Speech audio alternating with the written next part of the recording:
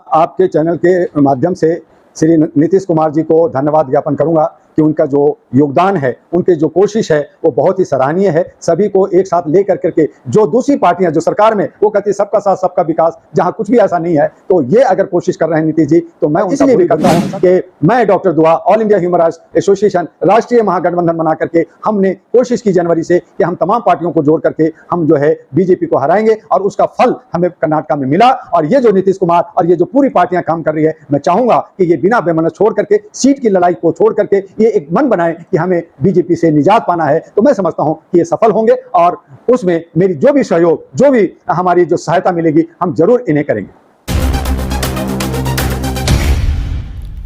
देश की सच्चाई सच छुपने नहीं देंगे। प्रधानमंत्री जी अभी अमेरिका दौरे पर गए थे और लगातार आप देख रहे होंगे कि उसकी चर्चा नेशनल चैनल पर भी और तमाम सोशल साइट्स पर भी है। उनका ज़बरदस्त भव्य स्वागत हुआ और लोकतंत्र को लेकर जो बड़ी बहस थी, उनसे कई सवाल किए गए थे कि आपके देश में जो है वो लोकतंत्र कमज़ोर है, अल्पसंख्यकों पर अत्याचार हो रहे हैं, ये सारे मुद्दे भी उठे थे। और पहली बार प्रधानमंत्री नरेंद्र मोदी जी ने प्रेस के सामने आकर सारे सवालों का जवाब दिया। किस दृष्टिकोण से आप देखते हैं इसको? देखिए, पहले तो आपको ये बता दें कि आपका ज्ञान जो है थोड़ा सा अधूरा है।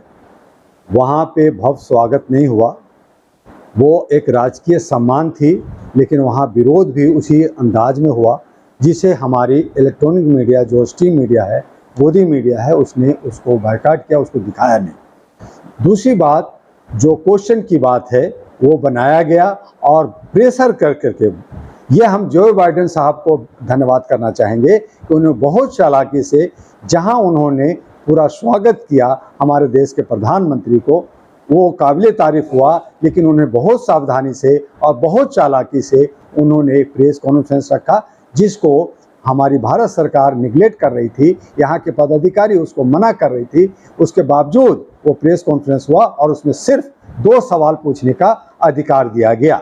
लेकिन जो 2 सवाल जो अल्पसंख्यक के जो मुद्दे थे, जो मानवाधिकार के मुद्दे थे, उस पे मोदी जी का जवाब ठीक से नहीं बन पा रहा था। वो जवाब क्या दें, और सही सटीक जवाब जो देना था उससे हट करके उन्होंने जो है मानवाधिकार जहां है नहीं है तो लोकतंत्र नहीं है। उन्होंने कहा जहां लोकतंत्र है वहां भेदभाव नहीं है। उन्होंने कहा भारत में सबका मानवाधिकार है, लोकतंत्र में धार्मिक भेदभाव हमारे यहाँ नहीं है। इस तरह की उन्होंने बातें की। साहब, आप मानवाधिकार पर बहुत लंबा चौड़ा आपका अनुभव रहा कार्य करने का। आपने ह्यूमन राइट्स बाज़ाब्ता एसोसिएशन बना रखा है और पूरे भारत में आप भ्रमण करते रहते हैं।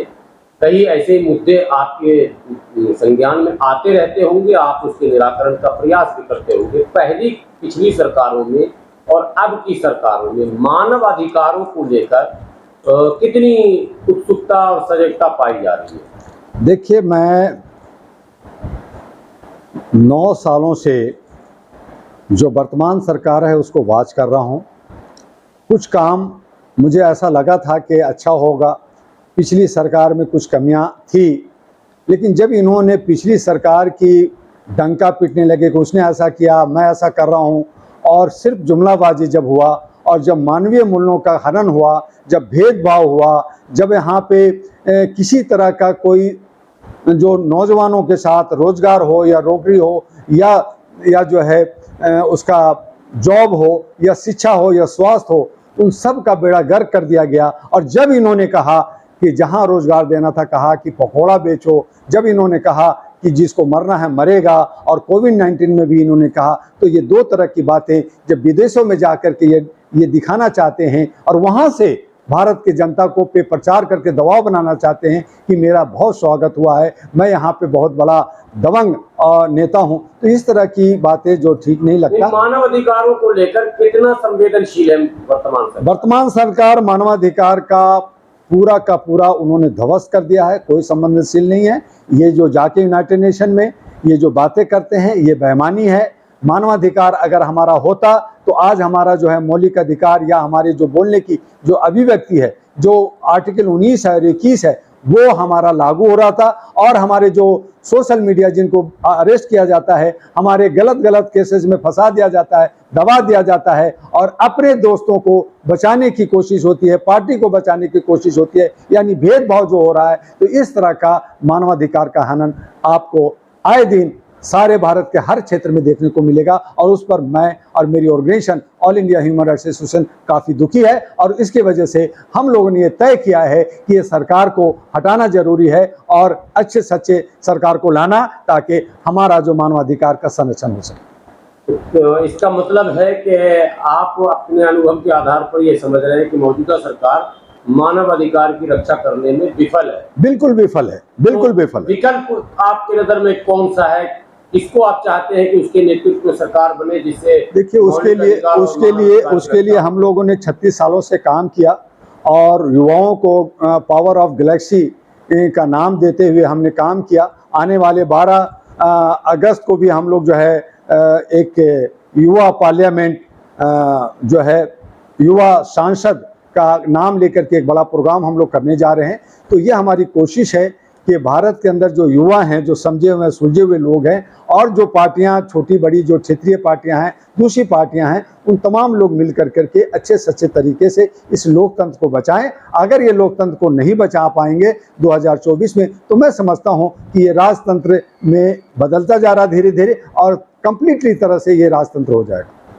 पिछले दिनों पटना में एक बड़ी बैठक हुई नीतीश कुमार के नेतृत्व में, जिसमें लगभग 17 दल शामिल हुए थे और एक महागठबंधन बनाने का ऐलान किया गया है इस सरकार के खिलाफ।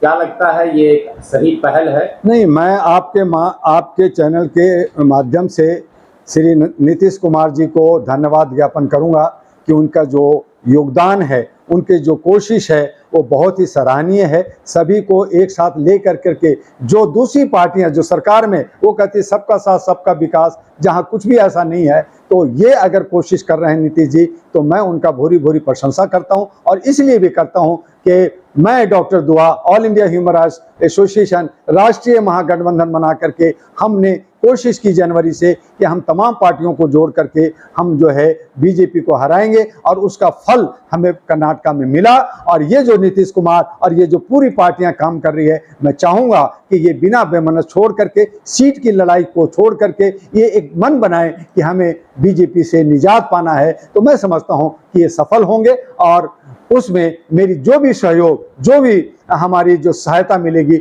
हम जरूर इन्हें करेंगे।